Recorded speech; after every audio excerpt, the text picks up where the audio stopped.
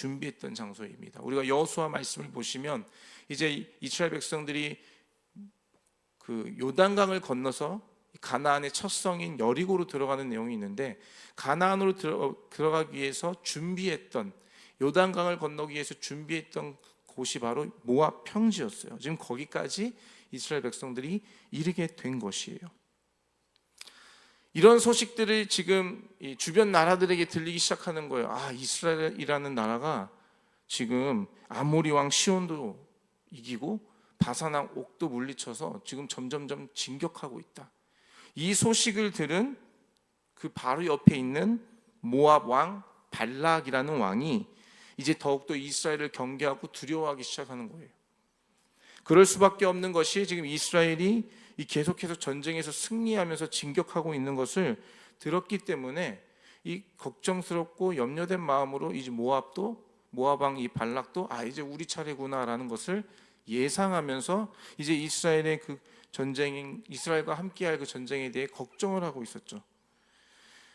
그래서 발락은 당시 발람이라는, 발락과 발람이죠. 이름이 좀 조금 다릅니다. 잘 구분해서 들으셔야 될 것 같아요. 발락은 모압의 왕이고요, 발람은 예언자입니다. 그래서 이 발락이, 모압 왕 발락이 발람을 불러오도록 해요. 예언자를 불러오도록 합니다. 당시 이 발람, 이 예언자는 유명한 예언자로 그에 대한 평판과 소문은 웬만한 사람들이 다 알 정도로 그 예언에 관련돼서는 유명한 사람이었어요. 우리가 본문 읽지는 않았지만 여러분 22절 6절의 말씀을 한번 보실까요? 오늘 민수기 22장 6절의 말씀 보시면 이렇게 말씀하고 있어요. 우리보다 강하니 청하건대 와서 나를 위하여 이 백성을 저주하라. 내가 혹 그들을 쳐서 이겨 이 땅에서 몰아내리라. 그대가 복을 비는 자는 복을 받고 저주하는 자는 저주를 받을 줄을 내가 알미니라. 여기 6절에 보시면 발락이 발람을 부르기 위해서 요청하는 내용이 6절인데요. 당신이 저주하면 그 자는 저주를 받고 당신이 복을 빌면 그 자는 복을 받는 줄 우리가 안다. 이미 이 발람이라는 이 예언자가 당시의 평판에 능력이 있는 예언자로 소문이 나 있는 상태였어요. 그래서 이 물리적으로 이스라엘과 전쟁에서 이길 수 없다라는 것, 승리할 수 없다라는 것을 잘 알고 있었던 이 모압 왕 발락이 이 예언자인 발람을 통해서 이스라엘을 저주하게 함으로써 전쟁에서 승리를 얻기를 위해 지금 발람을 부르고 있는 거예요.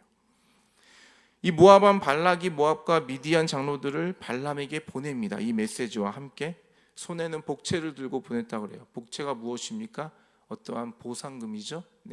복채를 들고 그를 설득하기 위해서 미디안에 있는 장로들과 모압의 장로들을 이 발람에게 보냅니다. 그러나 여호와 하나님께서 이 발람에게 그들과 함께 가지 말라고 말씀하셔요. 그들과 함께 가지도 말고 그들의 말을 따라서 이스라엘을 저주하지도 말라라고 이 발람인 예언자에게 말씀을 하십니다. 그래서 이 발람이 그들의 청을 거절해요. 같이 가지 않겠다라고 거절합니다. 이것이 바로 어제 월요일까지의 본문의 우리 큐티 본문의 말씀이에요. 첫 번째로 이 요청을 하였지만 발람이 그것을 거절해요. 그런데 오늘 15절을 보시면 발락이 다시 그들보다 더 높은 고관들을 더 많이 보냈다라고 말씀하고 있어요. 이것은 무엇입니까? 두 번째로 사람들을 보내서 발람을 요청하는 거예요. 발람은 다시 하나님께 이 두 번째 요청을 받고 하나님께 다시 여쭤요. 그러자 하나님께서 일어나 그들과 함께 발락에게 가라고 말씀하십니다. 그러나 내가 이르는 말만 준행하라고 경고하시면서 이 발람에게 가라고 말씀하셔요. 그 내용이 바로 20절의 말씀이에요. 우리 20절의 말씀을 같이 한번 읽어볼까요? 20절, 우리 22장 20절입니다. 같이 읽겠습니다. 시작.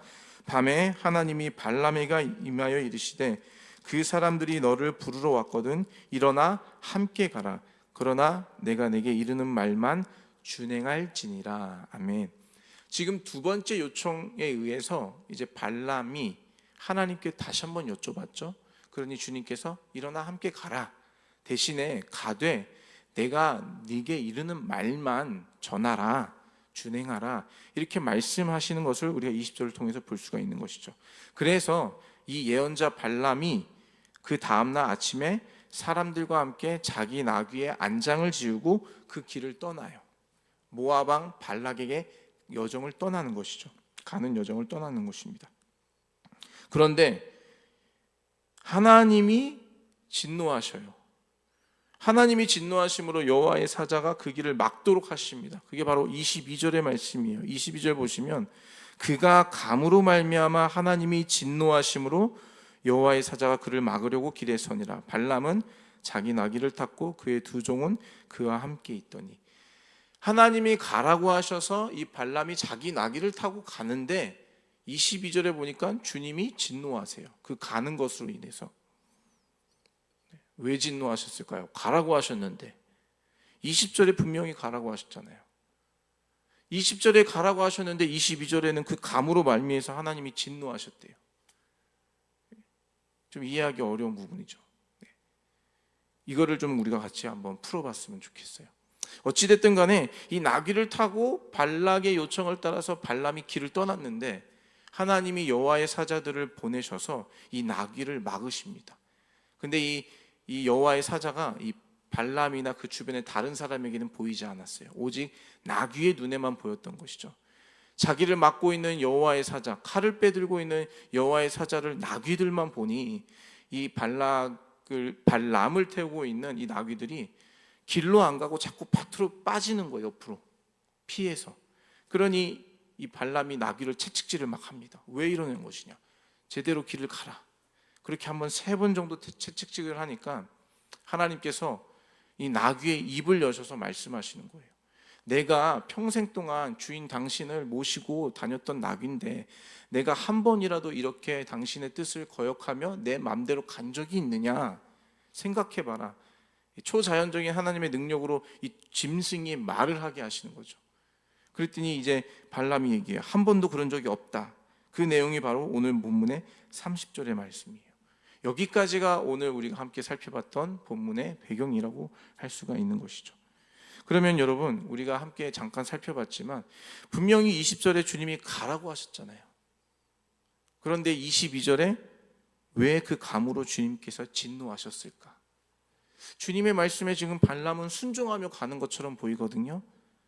순종했는데 왜 주님이 진노하실까? 우리가 이 부분을 좀 살펴볼 필요가 있다는 것이죠. 발람의 입장에서는, 그 예언자 발람의 입장에서는 가라고 하셨기에 순종했는데 진노하신 하나님을 이해하기 어렵습니다. 하나님이 이랬다 저랬다 하시는 분인가요? 우리가 아는 하나님은 그런 분은 아니시잖아요. 그러면 왜 그러셨을까? 왜 주님께서 22절에 진노하셨을까? 라고 했을 때 사실 20절에서 하나님께서 하시는 말씀은, 가라고 하셨던 그 말씀은 사실은 반어적인 표현이라는 것이에요. 반어적인 표현.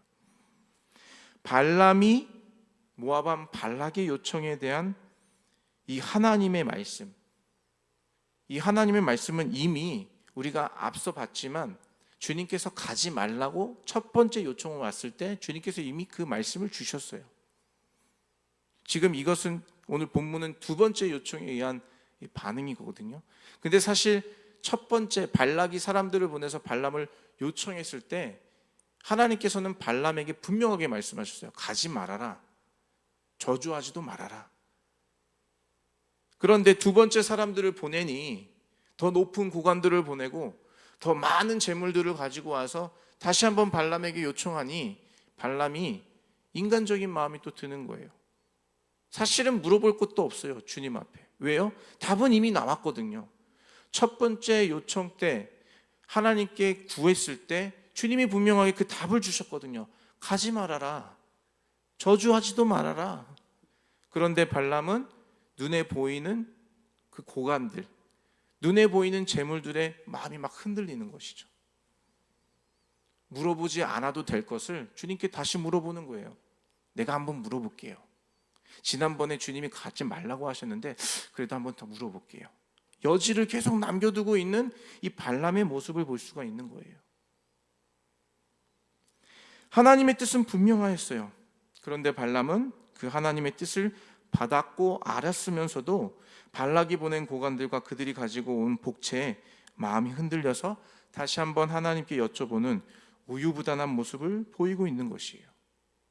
그러니까 여러분, 입술로는, 이 발람이라는 예언자의 입술로는 하나님을 두려워하여 그 뜻을 어길 수 없다라고 오늘 본문에도 말하고 있어요. 그러나 그 마음은요, 다르다라는 것이죠. 입술은 그렇게 고백은 할 수 있으나 그 마음은 여전히 물질과 같은 다른 것의 마음이 있을 수 있다. 이것을 보여주는 본문이 바로 오늘 이 새벽에 이 발람의 예언자의 모습이라는 것이에요. 그렇게 발람은 하나님의 뜻이 무엇인지 받았으면서도 자기 욕심과 자기 뜻을 완전히 포기하지 않고 자기를 합리화하며 자기의 뜻을 관철시키려고 하는 것이에요. 그 마음의 의도를 주님은 다 알고 계신 것이죠. 그래서 주님이 반어적인 표현으로 그래 가라, 그래 가라, 가되 내가 하는 말만 준행하라. 사실 이거는 주님께서 그를 가라고 허락하신 것이 아니라는 것이에요. 그러니 주님께서 정말 이 발람이 그 길을 떠나는 여정을 보고 진노하신 것이죠. 우리는 이 말씀을 통해서 사람의 욕심은 자기 뜻을 이루기까지 집요하게 매달리는 특징이 있다는 것을 보여줍니다. 볼 수가 있다는 것입니다. 여러분, 사람이요, 욕심을 부리기 시작하면요, 하나님의 뜻이고 뭐고 다 알면서도요, 계속해서 집요하게 그것에 매달리는 것을 우리가 볼 수가 있어요. 그럼 발람에게 이 하나님께서는 짐승인 나귀를 통해서 발락에게 가는 길을 막으셔요. 가지 못하도록 여호와의 사자를 보내셔서 그를 막으십니다. 하나님께서는 종종 우리를 당신의 선한 뜻 가운데로 인도하시기 위해서 상황과 환경을 통해서 우리가 계획한 것을 막으실 때가 있으십니다. 물론 모든 상황이 다 그렇다라는 것은 아니지만 분명 하나님께서는 이러한 방법으로도 일하신다라는 것은 분명해요. 그렇기 때문에 우리가 계획하는 일, 우리가 소원하는 일에 대해서 상황이나 환경이 문제로 막히게 된다면 우리는 그 자리에 잠깐 머물러서 다시 한번 주님의 뜻이 무엇인지 고민하고 우리의 마음에 정말 하나님 앞에서 진실하게 서 있는지를 돌아봐야 되는 것이죠. 환경이 막히고 상황이 막힌다고 했을 때, 내가 소원하고 내가 원하는 그 일들을 이루어가는 데 있어서 환경이 막히고 상황이 막힌다면 우리는 그것을 잠시 내려놓고 하나님의 뜻이 무엇인지, 그리고 내 마음이 하나님 앞에서 정직하게 서 있는지를 돌아봐야 된다는 것이에요. 내 욕심으로 지금 이걸 하고 있는 것은 아닌지, 내가 생각하기에 이것은 하나님께서 기뻐하시는 일이야 라고 생각을 하고는 있지만 정말 하나님이 그걸 기뻐하시는 일인지를 한번 돌아봐야 된다는 것이죠. 하나님께서는 나귀를 통해서 발람을 막고 계신 거예요, 상황적으로. 그런데 발람은 그걸 보지 못하고 있어요. 오히려 자기를 살려주고 있는 것이죠. 나귀가 가지 않음으로 인해서 자기의 목숨을 살 수 있는 그 기회를 얻는 것인데, 이 발람은 그걸 깨닫지 못하고 자기 나귀를 바짝 찍질하면서 가려고 힘을 쓰고 노력하고 있는 그 모습을 볼 수가 있는 것입니다. 여러분, 사람의 욕심이요, 앞에서 말씀드렸던 것 같이 뭐 하나에 꽂히잖아요. 그러면요, 하나님의 말씀도요, 자기 이 꽂혀져 있는 이걸 이루기 위해서 모든 것들을 다 조각조각 맞추기 시작해요. 벌써 내 마음에 욕심이 들어가고 내가 원하는 그것을 이루겠다라는 내 의지가 강하게 들어가면요, 하나님의 말씀도 이것을 이루기 위해서 말씀을 갖다 붙이기 시작한다는 것이죠. 제대로 하나님 말씀을 깨달을 수가 없는 것입니다. 제대로 하나님 말씀을 따를 수가 없는 것이에요. 인간의 욕심이 들어오면 모든 상황을 자기를 합리화시키는 데 힘을 내기 시작합니다. 주의 말씀도 마찬가지고요, 상황도 환경도 봐봐, 맞아, 내 뜻이 맞는 거야, 합리화시키기 시작해요. 주님과는 전혀 다른 길을 가면서도 말입니다. 우리도 때로는 발람과 같이 이 주님 앞에서 저는 이런 표현을 좀 쓰고 싶은데요, 이게 떼쓰는 겁니다. 떼쓰는 거예요. 주님, 저 이거 하고 싶어요. 저 이거 이루게 해주세요. 아니야, 내 뜻이 아니야. 하게 해주세요.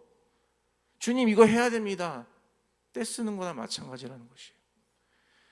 이미 벌써 첫 번째 발락이, 모압 발락이 사람들을 보냈을 때 주님께서는 발람에게 분명히 말씀해 주셨어요.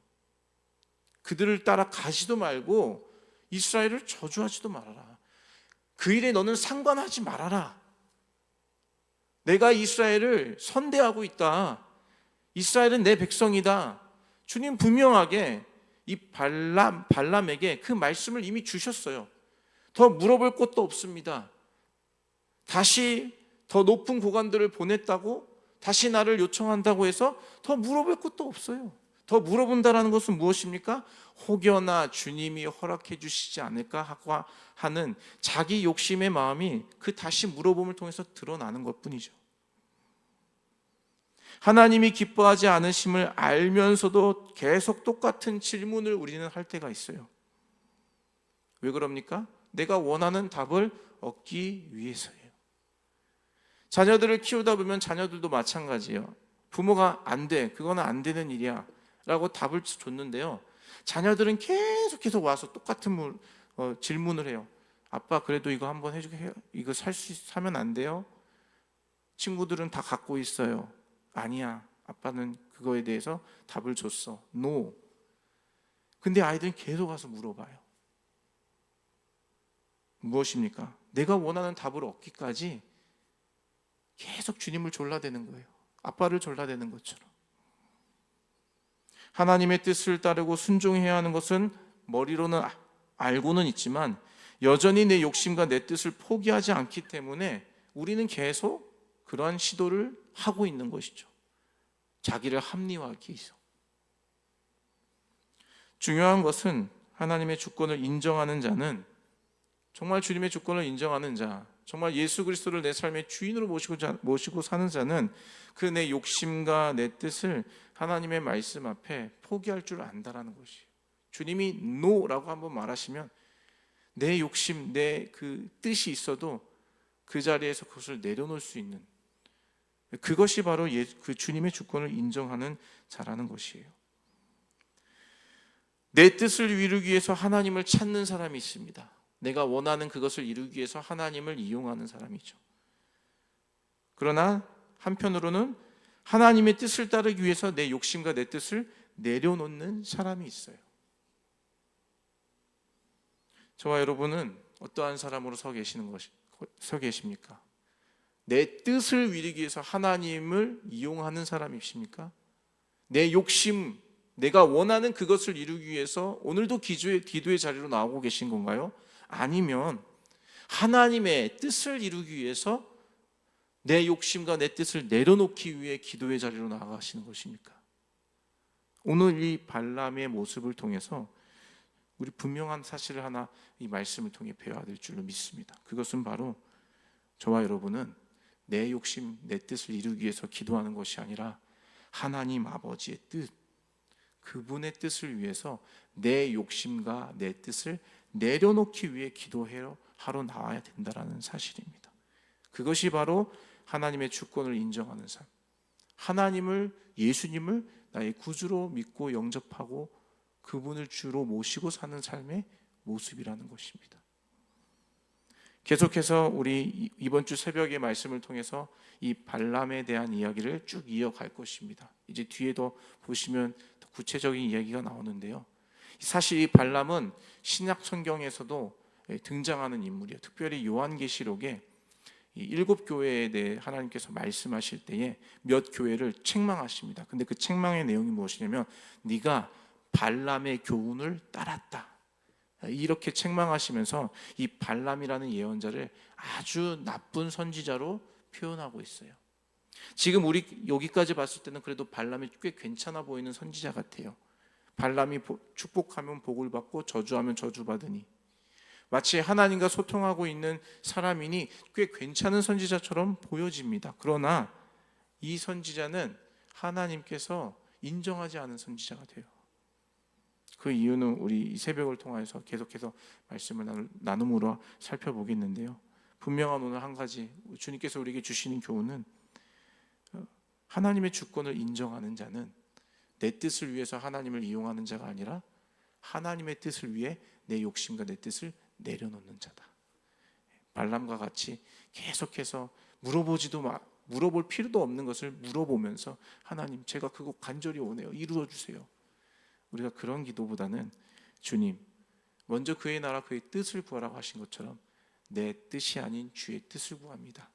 혹여나 내 욕심이나 내 어떤 뜻이 하나님 뜻보다 앞서고 있다면 그걸 내려놓을 수 있는 믿음을 주십시오. 그렇게 믿음의 고백으로 나아가야 하실 때에 우리가 하나님의 은혜의 축복을 마음껏 누리는 풍성한 삶을 살게 될 줄로 믿습니다. 그러한 축복이 저와 여러분 가운데 있기를 예수님의 이름으로 축원합니다.